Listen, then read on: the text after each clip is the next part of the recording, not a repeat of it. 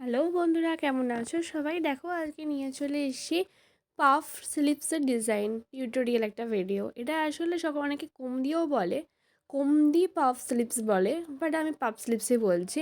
দেখো প্রথমে এখানে ডিজাইন করে হাতাকানিটা করে নিলাম। করে নেওয়ার পরে তারপরে আমি একটা কাপড়কে 4 ভাঁজ করে নিয়ে হাতাটা আসছে কিনা সেটা আমি দেখে নিলাম।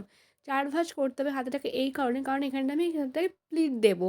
তাই প্লিট দেবো বলে হাতাটা ছোটো হয়ে যাবে, তাই জন্যে কাপড়টাকে আমি 4 ভাঁজে নিচ্ছি।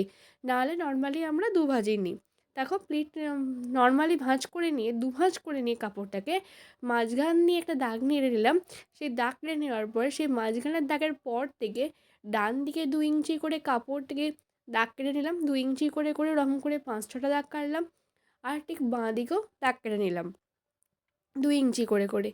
এবারে নিচেতেও কেটেছি, ওপরেও কেটেছি। এই 2 ইঞ্চি করে যে দাগটা কেটেছি, দেখো নিচ থেকে ওপর পর্যন্ত যে ভাঁজটা উঠছে ঠিক ওরকমভাবে ভাঁজ ধরে ওপরের দিকে তুলে দিচ্ছি। ঠিক এভাবে তুলে দেওয়ার পরে নিচের দিকে যে মিডল পয়েন্টটা ছিল ওখানে নিয়ে গিয়ে সেটাকে রাখছি। আর বাদ বাকিটাকে দেখো ছেড়ে দিয়ে একটু ছড়িয়ে দিচ্ছি জিনিসটাকে।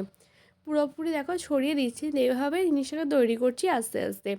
যেভাবে আমি ডান দিকেরটা তৈরি করছি ঠিক সেভাবে বাঁ দিকেরটা তৈরি করি। দেখো তৈরি করতে করতে জিনিসটার কাপড়টা একটুখানি রাউন্ড শেপ চলে আসে। তাই জন্য আমি যে খবরের কাগজটা কেটেছিলাম, এটা যখন সেলাই হয়ে যাবে মেশিন সেলাই দিয়ে দেওয়ার পরে, তখন এইটাকে খবরের কাগজটাকে বসিয়ে নিয়ে এটাকে রাউন্ড শেপে আবার ভালো করে কেটে নিতে হবে। হাতাটাকে বসিয়ে সেই খবরের কাগজটাকে বসিয়ে, দেখতেই পাচ্ছ আমি এখানে মেশিনে পুরোপুরি কমপ্লিট করে নিয়েছি, বসিয়ে নিয়েছি।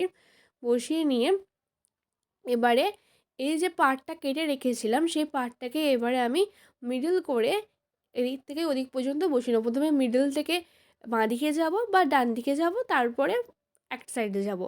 এভাবে পুরো জিনিসটা কমপ্লিট করবো। দেখো আয়রন করে নেওয়ার পর ব্লাউজের হাতাটা কতটা সুন্দর হয়েছে এটা আমি শর্টসে দেখালাম খুব ছোট করে। যদি তোমাদের লং ভিডিও দেখতে চাও, পুরো প্রসেসটা দেখতে চাও, তাহলে অবশ্যই আমাকে কমেন্ট করে জানিও কীভাবে এটা তৈরি করলাম। আর যদি আমার ভিডিওটা তোমাদের ভালো লেগে থাকে তাহলে অবশ্যই তোমরা সাবস্ক্রাইব করে দিও। আর তোমরা কী কী ভিডিও দেখতে চাইছো সেটাও তোমরা অবশ্যই আমাকে জানিও। দেখো কেমন লাগছে পুরো হাতাটাকে। যদি ভালো লাগে তাহলে অবশ্যই কমেন্টে জানিও কেমন লাগছে। এগুলো এখন লটকান করেছি, এগুলো কাপড়গুলো ভেতরে ঢুকিয়ে দিয়ে একটু ফুলো করে লটকানটা করেছি আর লেস বসিয়ে হাইলাইট করেছি। কেমন লাগছে বলো, জানিও তোমরা। আর দেখো পুরো ব্লাউজটাই দেখাচ্ছি। এই ব্লাউজটা ছিল সামনের ফ্রন্টটা জয়েন্ট পার্ট আর পেছনের পার্টটা ছিল ওপেন পার্ট। পেছনের পার্টটাতে পুরোপুরি হুক লাগিয়ে দিয়েছি, গোল গলা ছিল নর্মালি আর একটা দড়ি দেওয়া ছিল।